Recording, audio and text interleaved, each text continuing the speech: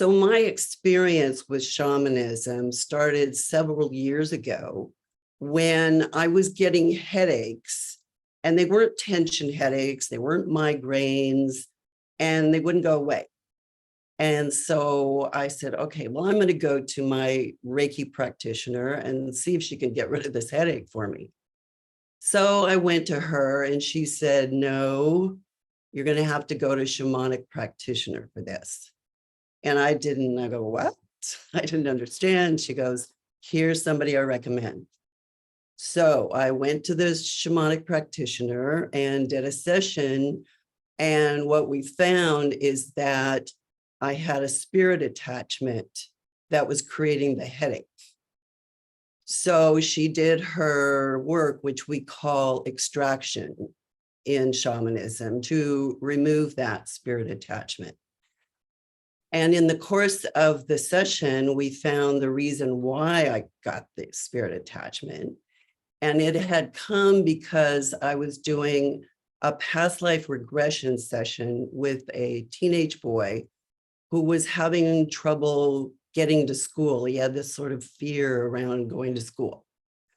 So we did a lifetime where he was in a mafia type of group back in the 20s or 30s in this country.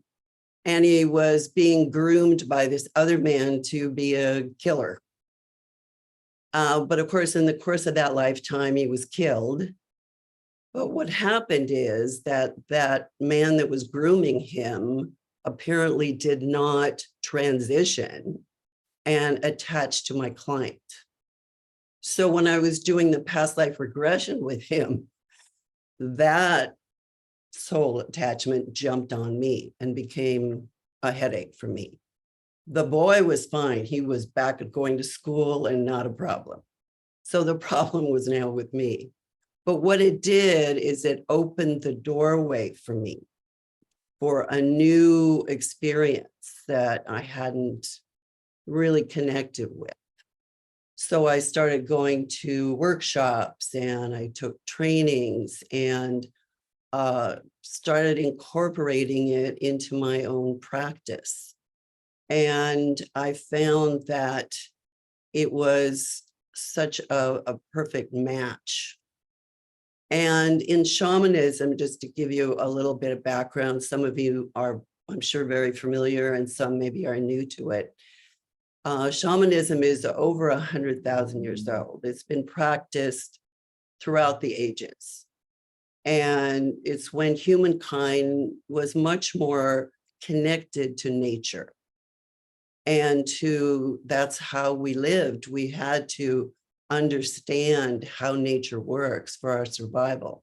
So the shaman was somebody who was the healer in the community or helped us know where to plant our seeds or how to clear out things that weren't working for us. And so there are indigenous shamans all over the world still.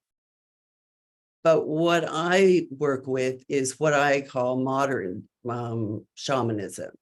That means we use some of the work that comes from the ancients, but we incorporate it into modern day world.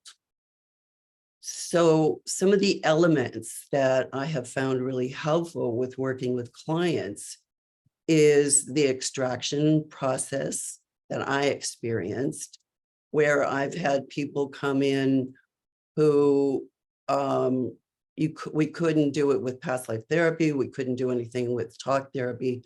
There was something else that we had to pay attention to. I've even taken off curses, just really gnarly curses, with the help of my spirit guides. So it's been a very, working with extraction work is very powerful. But there's another healing technique, and that's called soul retrieval. And I liken soul retrieval to the work that we do when we're working with clients who have severe trauma or abuse. You know, when people go into that disassociative state, they split off. Well, soul retrieval is based on the premise that when we are in some difficult situation, we do tend to have a little bit of our soul just kind of goes away. It doesn't leave, but it's not really, we're not integrated. It's kind of set aside. So soul retrieval is about bringing that piece back and having the person feel wholeness again. So that's also a wonderful technique that can be used, or healing technique, in conjunction with past life regression. What I do is I work individually with clients and I work in a group. And my group is a shamanic journeying group. So shamanic journeying is, I think, one of the things that really lights my fire. I just love it because it's us communicating with our guides. It's having a relationship that is a very deep relationship that is very healing. So in shamanism, when we journey, we're going into a deeper place, much like when you work with your clients and you do an induction or hypnotherapy or whatever you do, and they get into that deeper state. Okay, well, it's very similar in the journeying experience, except we're using drumming. So drumming as a way, just the sound of it just takes us into a deeper place. And it allows us to open doorways to experiences that are not in what in shamanism we call ordinary reality. So we go to places that are in non-ordinary reality. There are 3 worlds that we kind of work with when we're journeying. And one of the worlds is the lower world. And it's just the description of that deeper place. So the lower world is usually where we meet our animal spirits, our power animals, our elementals, fairies, elves. And then the middle world is nature. It's just like going out in nature and, talking to trees or plants or understanding our connection with nature. Then we have the upper world, which is usually made up of archangels or what we call ascended masters. So ascended masters could be people that have lived on Earth at some point, but had evolved to such a high degree, they weren't coming back to Earth, but have now become our teachers and our helpers from the other side. And sometimes they come in a journey. And so it's such a wide field of spirit guides that can help us. So when I work with clients and I'm doing, let's say, individual work, and I'm helping them to journey and connect with their guides, I find that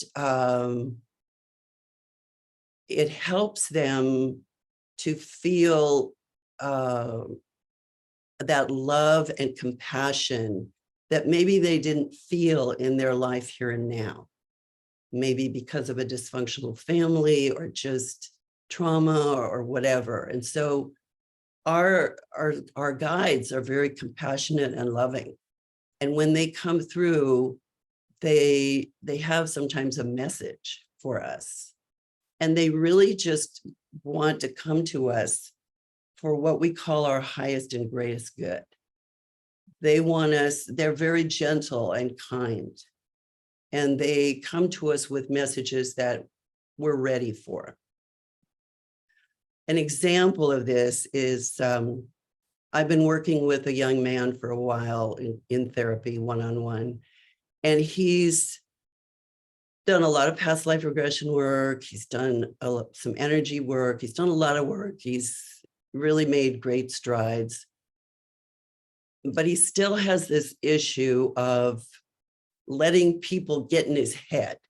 What I mean by that is he'll walk into a coffee shop and somebody will give him a dirty look, he thinks, or somebody will be rude, or somebody will say something that's so off. And he ends up thinking he's a target. And so we've tried all these ways to kind of get that out of his head. But one day we were doing a journey, and he already knew his power animal was a gorilla. And he'd been working with gorilla quite a while to help him through some of these difficult times when he's out around people. But he admitted to me, he said, well, I don't know if I really believe in this stuff. You know, I think that's why I'm blocking it or something. And so I said, okay, you know, it's all right. Everybody is at their own pace with it. So we just allow. But he did another journey. And in this journey, he saw a deer, a male deer with antlers. And the male deer, its nostrils were like, you know how when the deers are like fighting each other and their nostrils are like, ugh, you know, like they're ready to charge. Well, it was doing that. And so he said, I said, well, what do you think his message is? And he goes, my client goes, well, I think he's mad at me. And I said, well, what did you ask him? And so he did. And then he said, no, he just wants me to get these people out of my head. And he wants me to use that energy, you know, that forceful, like, just get them out, stop it. But what happened to my client is it just touched him in a way that the other kinds of therapy wasn't quite touching him, if that makes sense. It's like he could go, oh, I can see that. He even told me, he says, I think I'm going to call on deer when I'm back in that coffee shop again, because they are here to help us, to join with us when we're in difficult situations or we're challenged with something. So this has been an opening for him. And I also do shamanic journeying in a group. I've been doing it I started it several years ago doing one-on-ones, start doing groups, I'm sorry, but doing it in person. And then when the pandemic hit, I had to stop my groups. And then a few months later, my daughter died unexpectedly in her sleep. And then my husband got sick and passed away a couple months later. And my life crashed. I went into total grief and despondency. I was getting help, I was getting therapy, I was doing what I knew to do, but I couldn't connect with my guides. It was like a block happened. And I had to just deal with the trauma, because it was trauma and grief. You know, I found her body. So all of that kind of changed how I was going to do my work. And when I couldn't journey, I just couldn't. I would hear things, though. I would hear words like, come back to us, come back to us. But I just couldn't. And then a little later, I found out, actually through a medium, she did a session with me, because mediumship, like Holly was talking about, is so wonderful when you're going through deep grief. And the medium said that my guides were healing me in my sleep. So even though I couldn't connect consciously, they were still working with me. So the connection stayed, even though I wasn't conscious of it. And then I guess about a year ago, one of my friends said, who knows that I do these groups, and she encouraged me to start my groups back up again.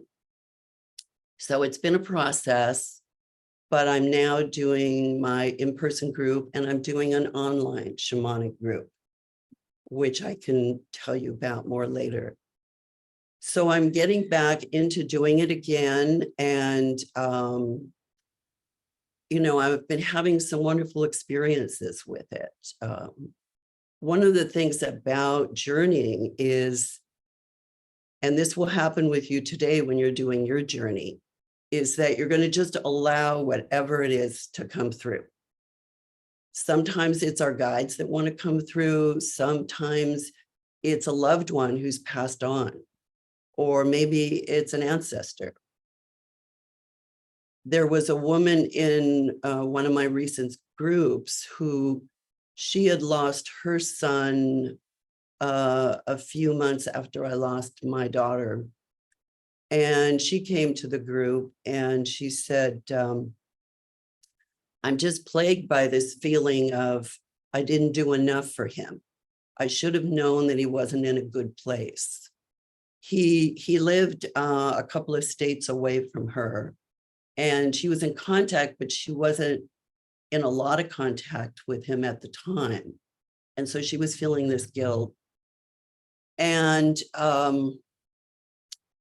it was really unknown to why he died. It was a very, very confusing situation. We think it was maybe a drug overdose. So anyway, when she came to the group and she did her journey, he came through and he started talking to her. And he said, Mom, you were a wonderful mother. You did nothing wrong. I didn't communicate to you where I was at. I didn't tell you, I didn't call you and say, look, I'm struggling right now, I need some help. That's on me. It's not on you. And they were able in that journey to really heal that wound that was more in her, but something he needed to heal as well. So miraculous things happen in journeying. And I think they give us another perspective on the healing process that we're doing with our work, and they add to it. I've had clients who have been really scared to maybe go into issues of past life trauma or childhood trauma.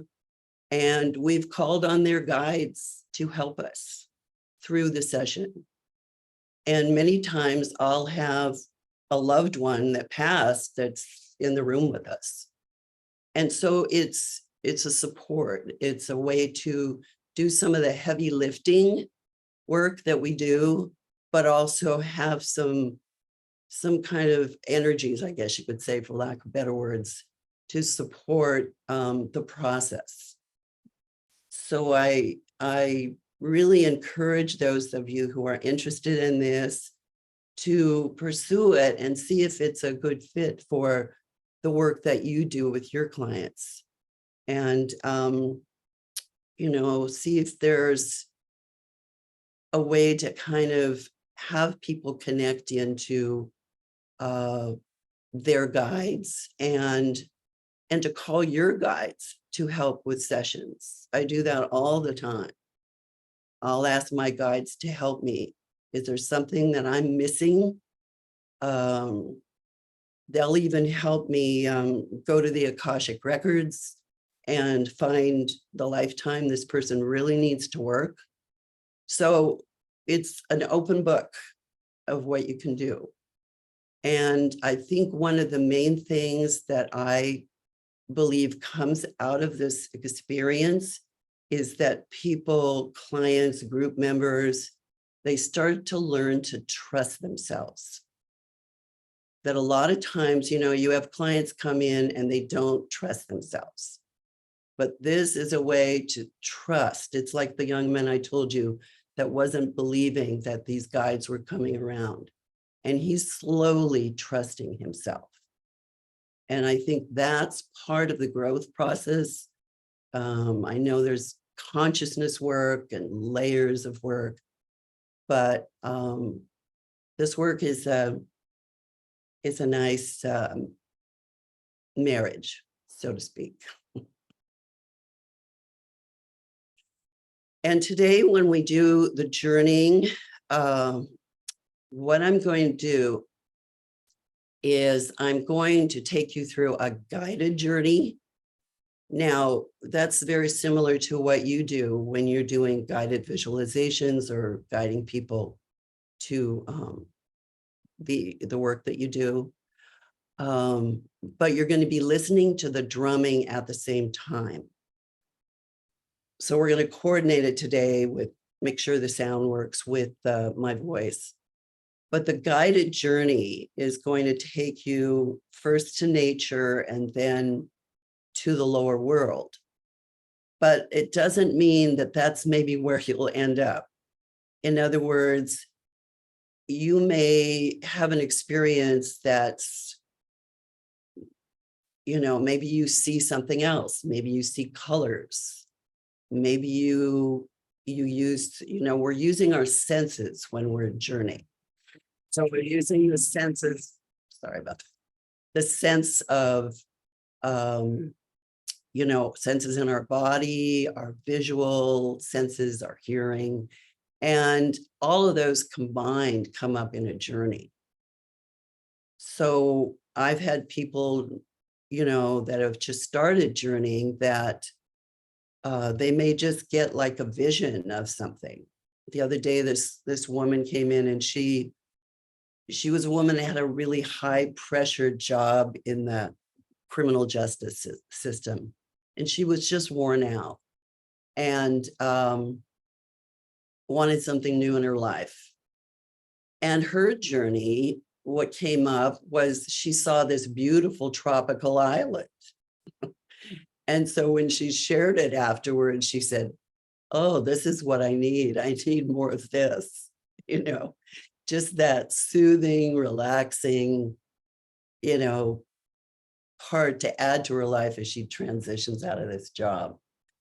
So whatever comes up today, it might be a metaphor, like the young man and the deer in the nostrils. That's a metaphor. Or it might be you'll meet an animal, or you might get a sense of feeling very calm. All of it is right. There's nothing right or wrong. It's just if you can allow it and relax with it and just be with it. And then I will talk for a while, but then I'm going to stop talking and just let you listen to the drumming. And you can just stay with it. More may come up. If you want to, you can ask, like, let's say something comes up. Let's say you see an animal and you might say, it's kind of like when you first meet your power animal. It's like what I call a meet and greet. It's like you're just kind of saying hello. And that may be all that's really necessary. But you can ask questions in your mind of the animal, and you can say, are you my power animal? Or what's your message for me today? You can do that and then just listen. All that they do is for our highest and greatest good. So they may answer or they may just be. Maybe that's what you need for today, is just to be. I don't know. Everybody's an individual. Just like your work with with your clients, it's the same with this. And it's a practice. It's something that, like meditation, the more you do it, the better you get at it. It's the same with journeying. The more you do it, the more doors open for you. Okay, and then at the end of the drumming, you're going to notice that the rhythm of the drumming changes. It'll get kind of rapid, and that's what we call a callback. That means calling you back from your journey. And so I will try to be there to also help you to come back to the room and be with us. Because mainly I just want you, when we start the journey, is that you feel very comfortable where you're sitting and that you are able to close your eyes. Okay, so you're just listening to the drumming and to me. Okay, so are we ready for some? We're going to ask questions. Okay, so if everyone would unmute themselves here again, so people can speak freely. And I'll have you mute yourself when we do the journeying again. Do you have questions? Georgina? How long is an average journey? How long is a drumming? How long is a journey? Okay, today it's going to be 20 minutes. Okay. It varies with the group. Sometimes I do longer journeys. Sometimes I do 10-minute journeys. Okay. But today it's 20 minutes. Okay. You know. And in your sessions, who does the drumming? Or do you use the recording? I like to drum for people. Okay. So I use the drumming. I use the drumming for my groups, my in-person groups. I do the drumming. I just like the sound of it and the experience of it. Yeah. But you can use, if you're doing it with your clients, you can use those drumming. You know, Sandra Ingerman has a couple of drumming recordings on YouTube. You can use those. They work fine. You know. Question, Christine, when you are facilitating a session, are you doing the journey or is the client doing the journey? Because I know practitioners have different ways of doing that. I'm just curious what your approach is. No, the client is doing the journey. I sometimes guide them in the beginning, like I'm doing here, but it's their journey. I end up maybe talking to them afterwards to ask them, what did they understand or not understand, or where do they, what they feel about, help them process it. But I don't give them, occasionally I will give specific journeys to do, especially I do that in the groups. For instance, I might give a direction to journey to a flower, and the flower is the one that is coming to you with a message.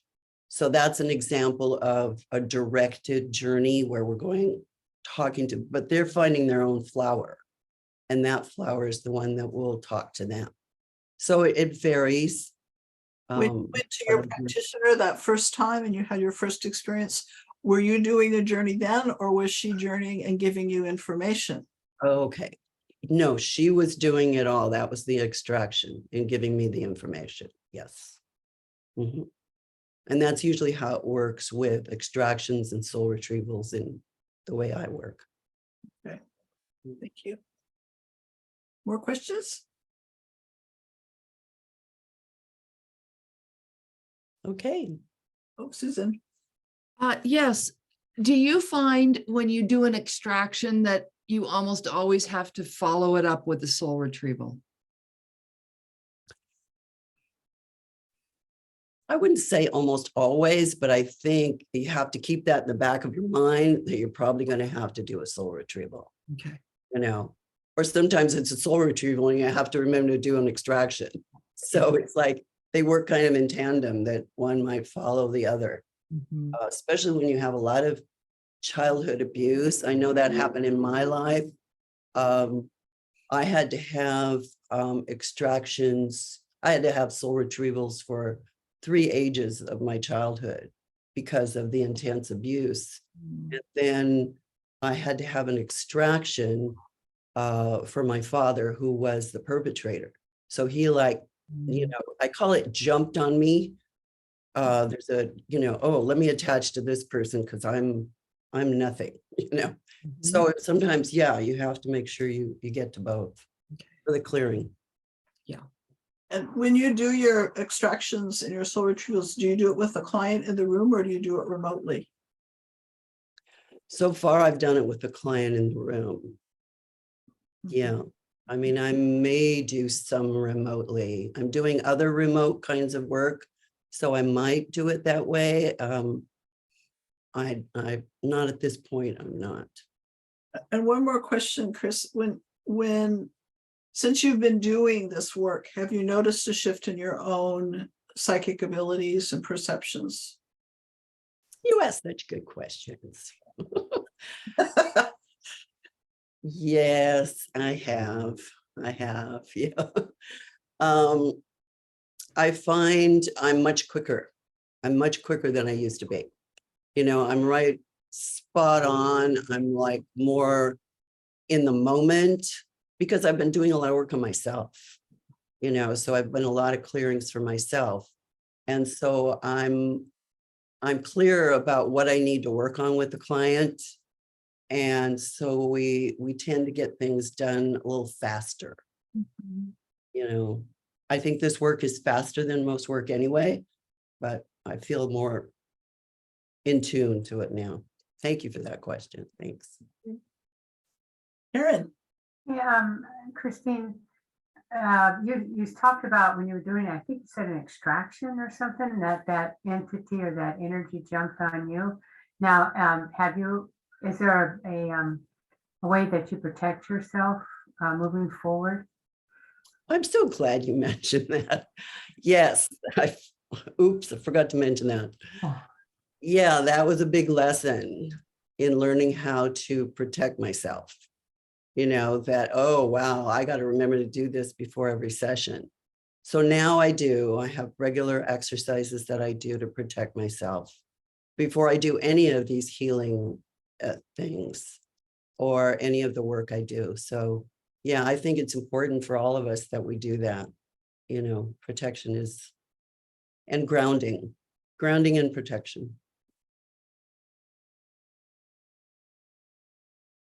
Anybody else? Okay, so would you all turn your mics off, please? And Christina is going to do a share of the sound with all of us. Okay, I just want to make sure, Holly, that the sound is, I think it's going to be good, but I'll give you this, okay? So if you want to close your eyes, sit back where you are.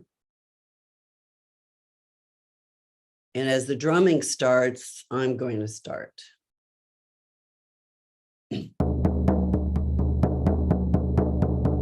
Okay, so I would like you to imagine that you're someplace in nature. Maybe it's a place that is familiar to you, or maybe it's unfamiliar. Just see yourself or sense yourself in this beautiful place in nature.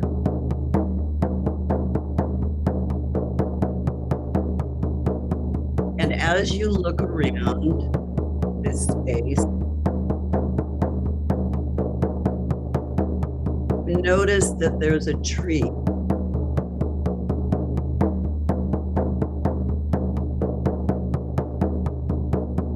Can you imagine or see this tree?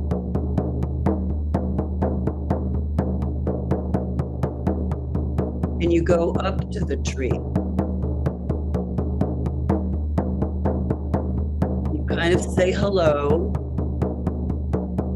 and you ask the tree, would it be okay if you merged with the tree and went down its roots, the lower world.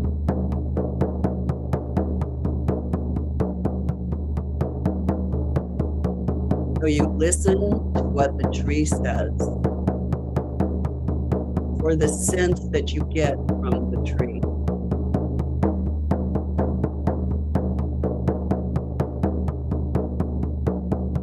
And if the tree agrees it's okay for you to merge with him or her, then you do that. It's almost like stepping into the tree.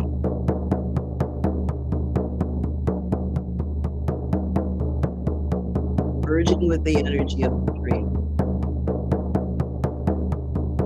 And you feel yourself going down the roots of this tree.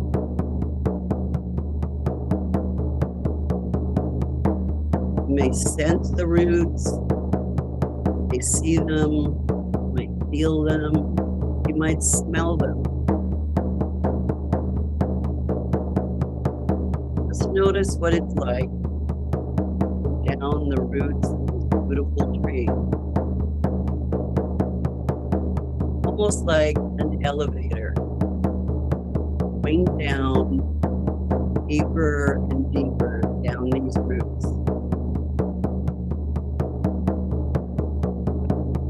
Going down to the lower world.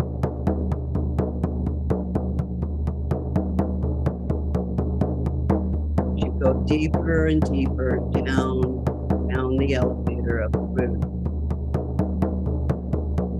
And you get to the bottom. And you see before you or sense the lower world.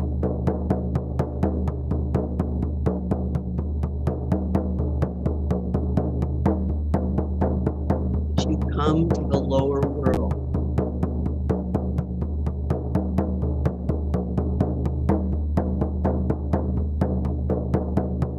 Just feel what it's like there.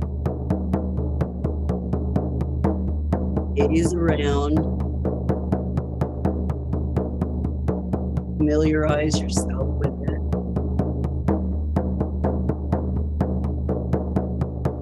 You see something, just allow whatever comes to mind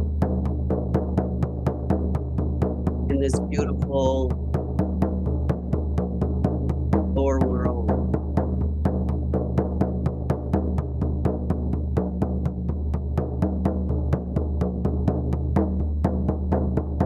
Maybe you want to meet your power animal. You might ask, is there an animal spirit here for me today?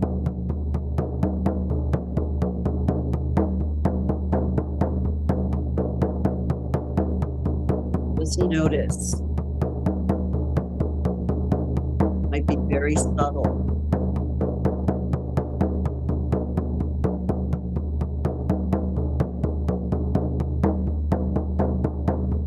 Maybe there's somebody else there. Maybe somebody else wants to come through today. Somebody that wants to speak to you or visit with you in this lower world.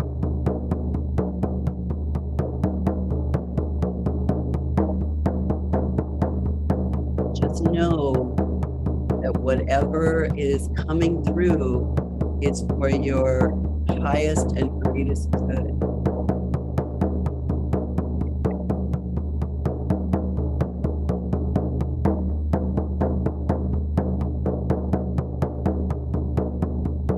And maybe it's another spirit. Maybe it's an ancestor. Maybe it's another plant. Maybe it's colors. No right or wrong way.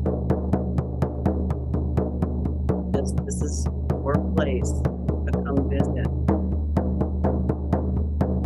Meet with your compassionate spirit guides who are here to help you with whatever challenge you might be going through, or to help you in your growth, your personal growth, your consciousness growth.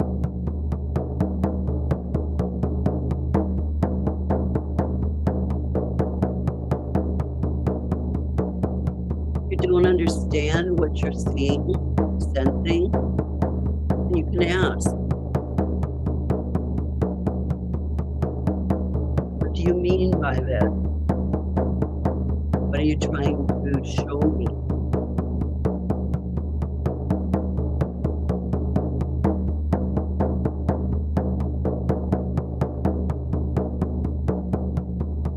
Feel yourself going deeper and deeper into the lower world.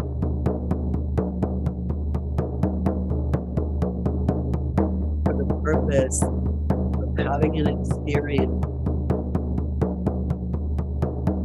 help you in the here and now.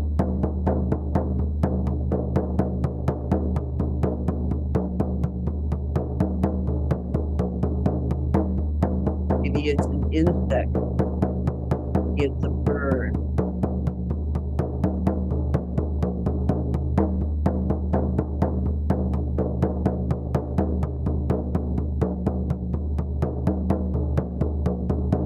Maybe it's a fairy or an elf.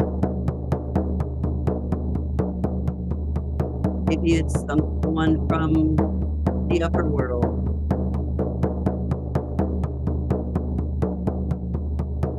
Just let it emerge naturally, gently, very relaxed way.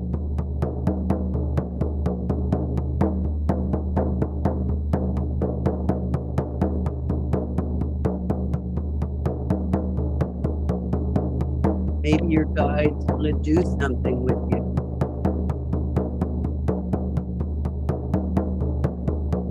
Let that emerge.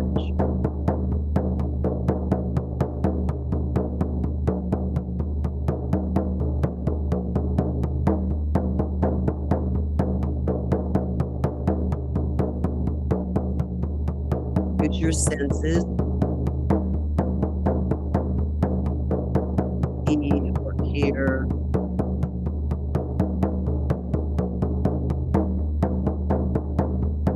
Feel in your body. Something that changes in your body.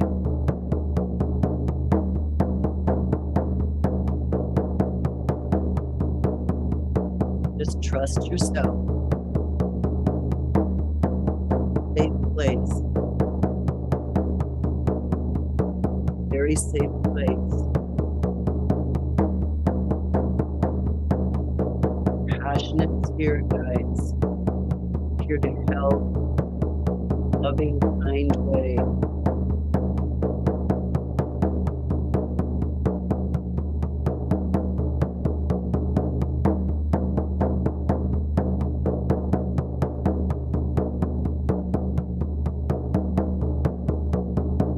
There's a message they're giving you.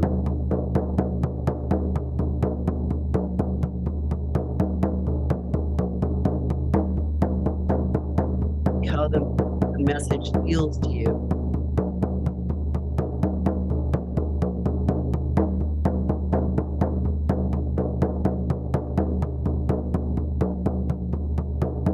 Do you have questions?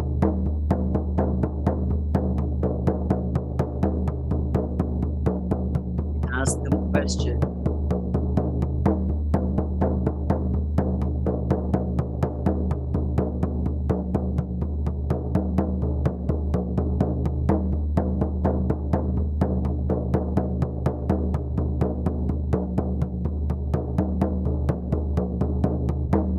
See an animal, plant, flower. Ask them if they have a message for you.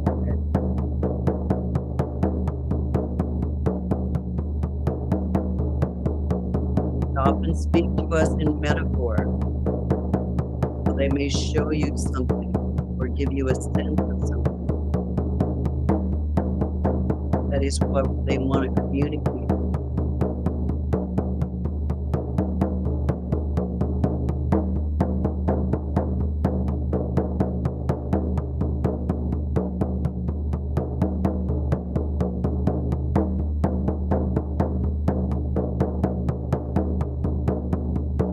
Just listen, sense what that message is.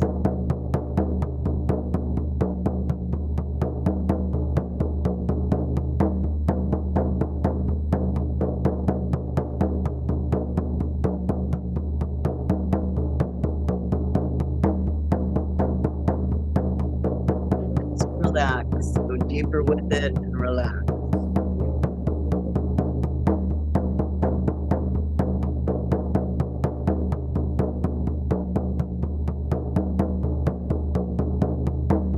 Place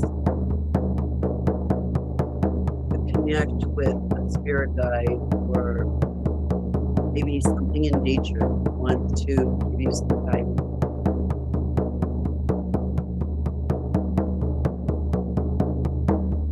Maybe it's a question about, is this something that I should do more often? You want me to come back to you?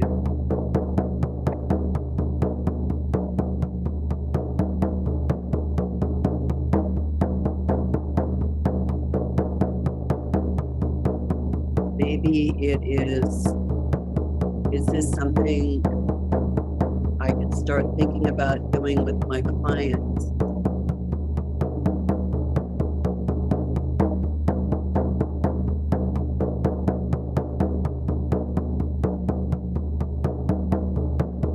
Is this just for me, to help me in my life?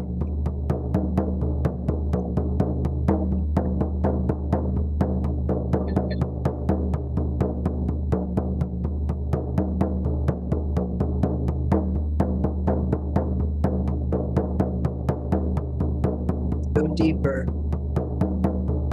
Go deeper.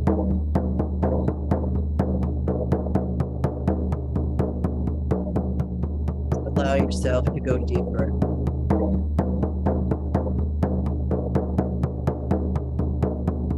It's like a visit. You're visiting with your compassionate spirit guides or nature. Whatever's coming to you is what they want to have you experience.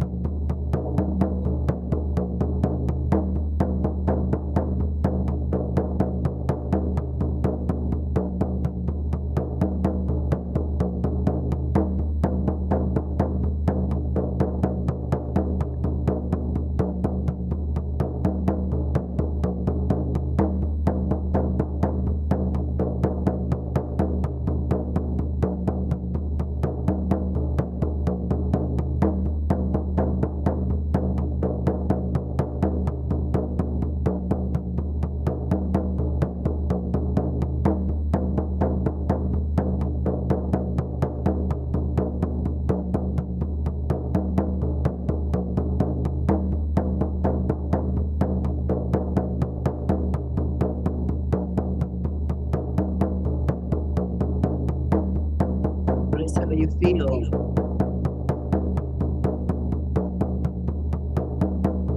Some wisdom that's coming to you.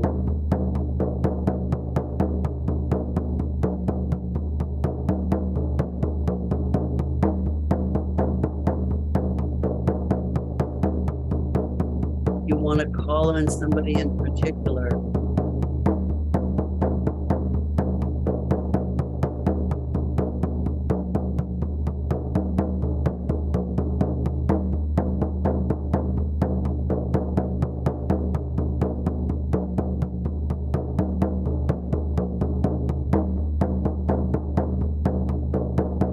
Somebody that passed on, a loved one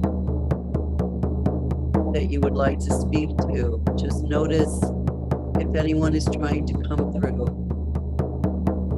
This is a safe place.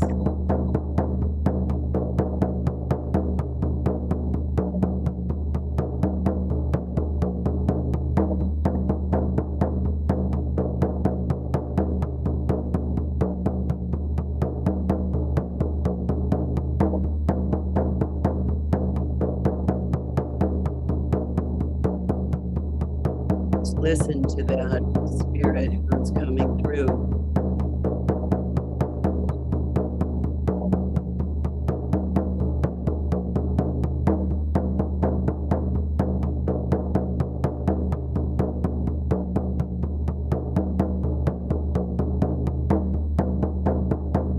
You're opening up the communication between this spirit.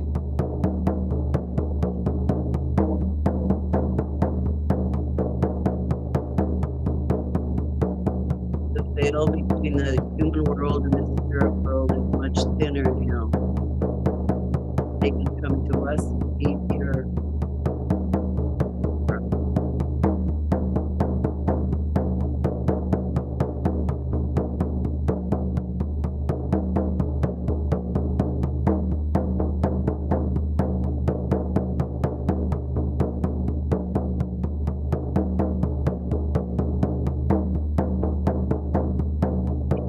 An animal, you might ask them how you would like them to be with you in your world. As you start to say goodbye, start to feel yourself leaving the lower world,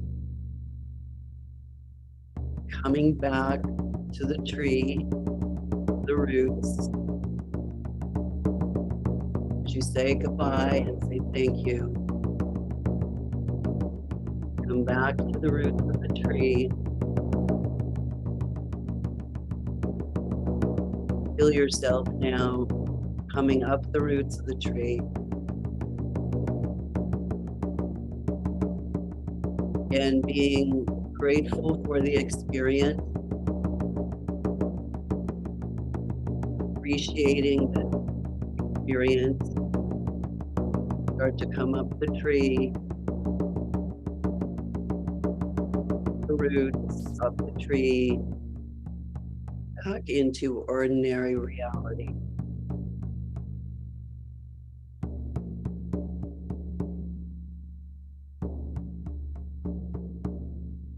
And feel yourself slowly, slowly wiggling your toes and fingers, and slowly come back to opening your eyes and back to the room.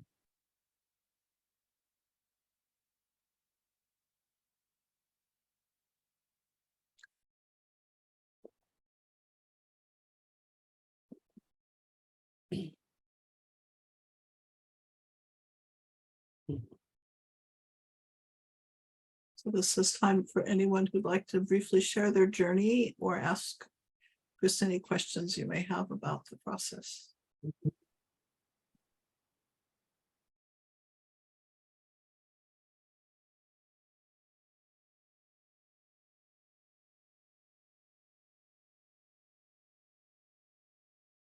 Um, Oh, okay. sorry, it got my heart beating at the beginning really quickly, and I got a little bit scared. And in fact, I got a lot scared. And then it went up into my throat. And it's very strange. It went into all my sinuses, all around my eyes. And I felt part of the drum. It was so strange.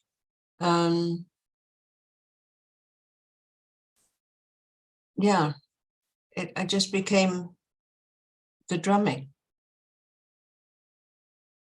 Like it was like a vibration, or how did it feel in your face? It felt like well, it felt more,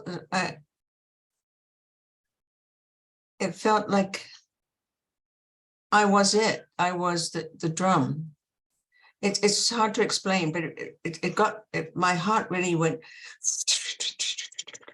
at the beginning, and I got quite scared. And I thought, well, breathe, breathe, breathe, breathe, breathe. And then it went up into my throat, into my heart, into my throat,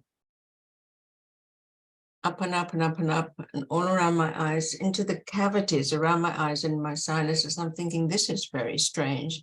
And then suddenly I became part of the rhythm and the drum. Mhm.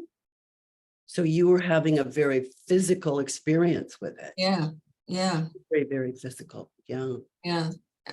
There was, yeah, my spirit animal was lurking in the background, but he didn't say anything. He just, it was in the body. Yeah, which is unusual for me, but it was there. Mhm. Mm. Weird, strange. Susan, Oh, Susan Fay. Sorry? Susan Fay had her hand up, so I'm calling on her. Okay, okay. well, thank you for sharing. No, I see how it goes in the next few days. Yeah, Oh, it yeah. showed in your face, and Mhm. but you Yeah. weren't scared anymore, though, Oh, right? no, it was, at the beginning I was, but then when it moved, and it moved up, and just moved up and up and up and up and up and up and up and up into my throat and round here, there first, and it went up and out and around, and then I became the drum. Mhm. Yeah. Oh, that's beautiful. I love it. Oh, good. Oh, Spirit is my middle name, so. Okay, Okay. who was next? I'm sorry. Susan, I Susan think Fay. I think I was. I just wanted to comment that I found the drum distracting, and I don't know if that would take is a matter of getting used to, or if it's just not a Mm. path for me. I just Okay. I finally I did have a few brief perceptions. Like a cow approached me, which was very interesting. But I finally just decided to let go to the drumming, Okay. and that maybe I'd find some silence beyond it. Mm. And then I had this bizarre experience. It wasn't even, it's hard to explain because it wasn't like I saw it, but I knew it was happening. There was a skeleton, Mm. and I had no, negative or positive feelings about it. Just a human skeleton. And then somebody took one of the long bones, probably a femur, and just tossed it up in the sky. And it just went up and up and up and up with no gravity, bringing it down. And it was sort of a beautiful release or an honoring of somebody that's gone. I don't know, it was very bizarre. Well, that's it. If I could comment, it's okay to Yeah, comment. that'd be wonderful. Well, it sounds very much like a metaphor. You're kind of describing it like that maybe there is something that there's more for you to find out. It's like almost talking to the skeleton. What is it? You come to me because why? What is it? And it sounds like it was beautiful, like maybe a representative of somebody who did pass. And it was beautiful, but they came to you that way. It's always a question for us to know, why did you come to us that way? But you can always ask in your next journey, well, or even as you journal, what does this skeleton mean? What does it mean for me? The bone, it's a journey in itself to uncover. Yeah. Thank you. I think it will be fruitful to explore it further Okay. or let it unfold further. Yes, absolutely. That's it. Thank you. Sure. Was there someone else? I think there was.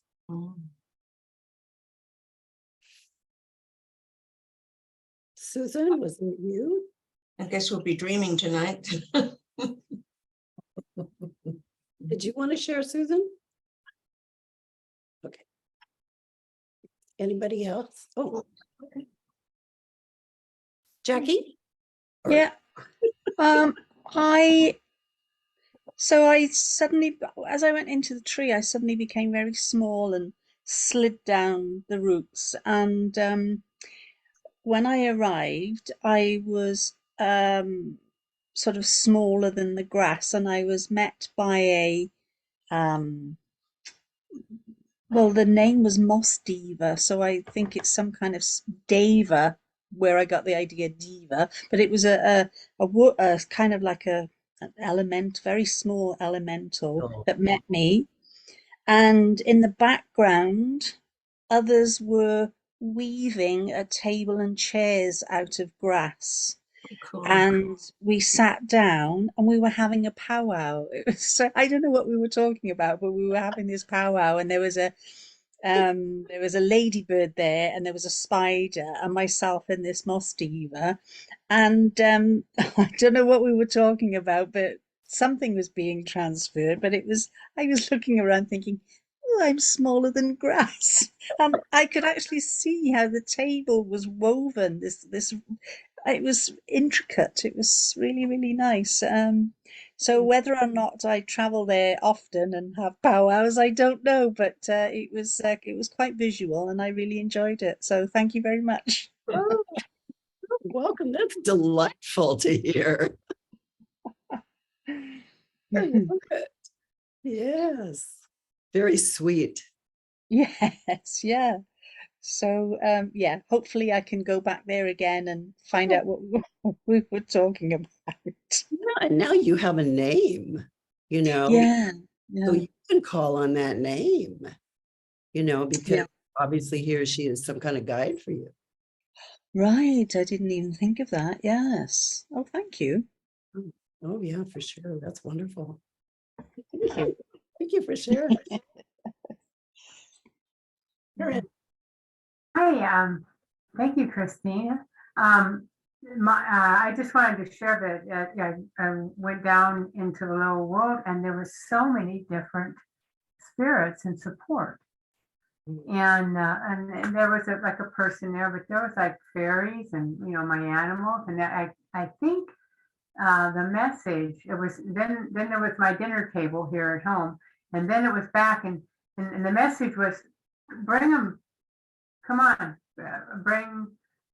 bring them to us. It was, and we're everywhere to support in different forms, and a crow and a butterfly and a fairy and a this and a that and a person at the dinner table, serving food. And it was and then boom, 20 minutes was up. That was very, thank you. Went fast for you. Oh, yeah. There was probably a whole bunch of stuff more, but I got up because it broke the rules. There was only supposed to be one spirit animal. No. I had these rules, I went in with these. Oh, rules. you had the rules. Okay. I had the rules. And it was like, oh, wait a minute. Oh, wait a minute. Oh, wait a minute. There's a lot of help here. Yes. All you have to do is ask or look. So Yes. Oh, that's lovely. thank you. Wow. Oh, that's lovely. Thank you for sharing that. That's awesome. That's very nice. Okay. Anybody else?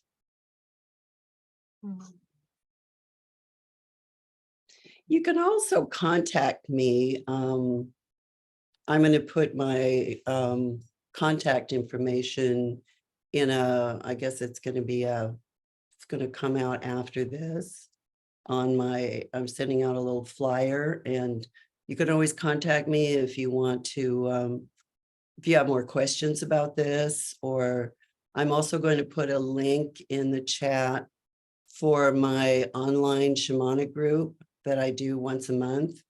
And if you want to, the link is just to sign up to be on the email list for notifications when I'm doing a shamanic group again. So I'm going to see if I can do that now, but There'll be a little handout that will be available on a PDF on the website after this gathering is posted. And you'll get an email after it's posted, so you can have access to it. right. Let me just see if I can also put it in the chat.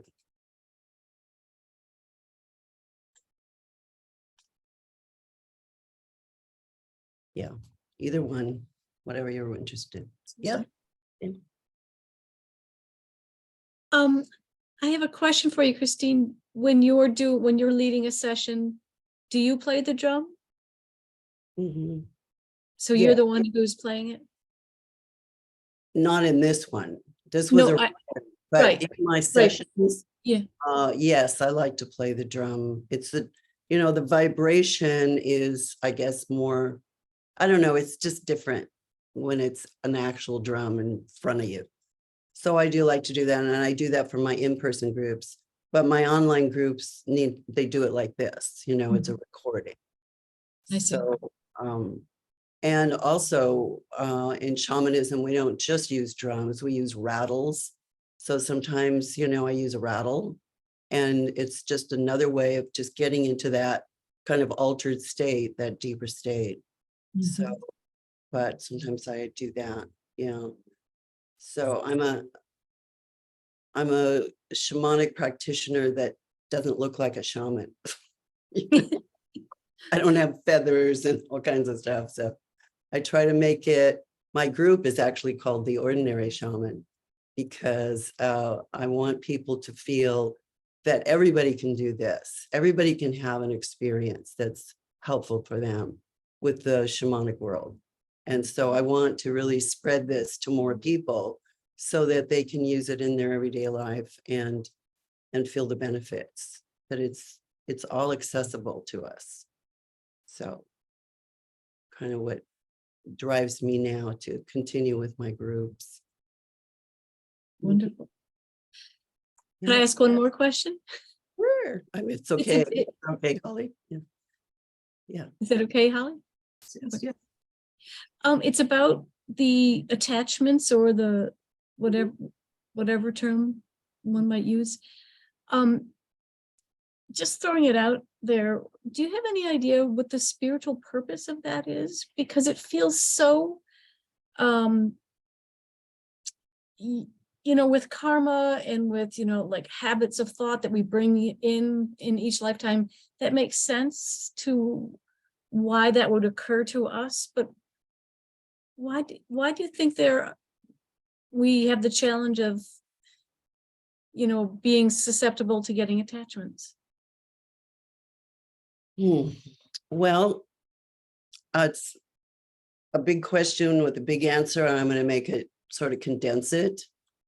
I think that it varies on the situation. In my experience, attachments can happen to people who are vulnerable and are not protecting themselves. Okay, that means children. That means others that have maybe in domestic violence. People who are vulnerable, they're not protecting themselves, so they're vulnerable to it. It could be that their crown chakra is too open. And so the spirits go, okay, wow, there's an open one. Let's go there. So these are spirits that have not transitioned. They haven't been taken to the light. So when I do an extraction, I'm calling on my guides to help that particular spirit move to the light so that they're not anywhere in this field anymore. But as far as, why they come and what the reason for it is to me, that's a big question. Maybe Peter knows the answer, but I know that in my experience, it's whatever the person has to work through. Like I had a client who had a really intense curse put on her way back in another lifetime when she was a baby. And this curse was like an entangled root. And when we did the extraction, I literally had to take apart this root with the help of my guides and bring it to the light. So it was done in a ceremony, in a satanic ceremony. So, this has been going on for ages, where there's the darkness and that energy of wanting to possess somebody else is there. And so You know, it's, I guess that us bringing in the light and the consciousness, and that they're not going to win, so to speak, you know, that we can remove them, they can go away on their merry way and continue in their soul's evolution. So I think it's, you know, it's maybe because humankind does stir up things in ceremonies. You know, there are different cultures that stir it up and almost worship it. So it can be an intense kind of thing. I know for me personally, and I'll try to make this short, but for me, both my parents in this lifetime were in a cult in another lifetime with me. And so my father was the head priest. And so he was used to killing people and babies and cutting them up and doing that, chanting, sick kind of stuff, you know. So he was a very dark energy. So my thing in this life is to clear all that out, all of it out of my past, because I have had a lot of really difficult past lives. So for me, I think my karma was, you know, ultimately, my ultimate extraction was to get rid of him. And it wasn't easy. And it took a long time because some of them do not want to leave. They don't have a sense of self. That makes sense. They don't have that strength of mind, and they have to glom onto somebody else. I've even had clients. I have one client in particular. She's an amazing person. She's highly spiritual and evolved. And we've had a couple of times, and I know this is weird, so you don't have to believe it if you don't want to, okay? Because I know all this stuff is weird. But one time she came in and she said she just she didn't feel well, her head hurt. And she said, I don't know, there's something coming through. And I'm sure some of you have experienced this too. And what she discovered that was that rapper, Tupac, he died, well, it's been several years ago now, but he had not transitioned. And he came through her, knowing, I think, that I'm working with her. And together, the two of us and his guides and her guides moved him away. But he had to say something. And almost like the client I told you earlier about, that she lost her son and he came through to kind of mend the fences of their relationship. Well, the same thing happened with Tupac and his mother.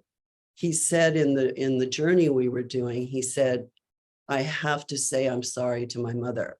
I have to apologize for being in the car that night. So we let him do it. I don't know if it was real. I don't know if it's true, but he seemed to leave and transition and go to the light. So I don't know, you know, I just trust that whatever's supposed to happen happens.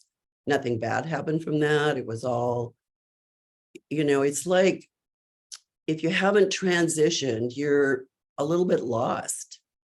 And you probably died in a very traumatic situation where you got very confused and you didn't know where you were, you know. And so you need somebody to help you move on. Mhm. So it's a big subject, hopefully, and complicate it too much. Virginia? Yeah, I just mentioned that sometimes the attachments are not evil or dark. I've worked with many palliative care nurses, for instance, whom patients just don't want to die because they're leaving children behind or they're leaving a beloved behind. And so they attached, and the nurses, palliative care nurses, need help. Yeah. Yeah. Sometimes they attach because of addictions. Yes, true. Somebody who's addicted, if they die addicted, they usually want to hang out and find a place they can still use. So they'll Yes, but exactly. we had to tell one person that there's beer in heaven if you want it. You've got to go because there's beer up there. If you really want that beer, that's where you go to get it. I also see a psychic codependence where the client is really holding on to the spirit. Oh, Goes both ways. I've not had People that. say, ever since my mom died, I just can't let go of her. Okay. That happens. And also if they'd had trauma and they recognize someone who's in trauma, who's calling for help, they will often attach for that reason. They think they're helping because they're empathetic with the suffering that's going on with the person they attach to, thinking they're going to help. And they may help for a while, but as the person grows and evolves, it becomes a hindrance. Anyway, there's all kinds of reasons. Yeah, there is. I have to go. Excuse me. Yeah, I think we need to bring this to an end, right? No, don't let me do that. It's Sure. too fascinating. But Was there any other questions or comments? Are you saying something, Susan? I'm saying thank you. All right, you're welcome. You're welcome. You're so welcome.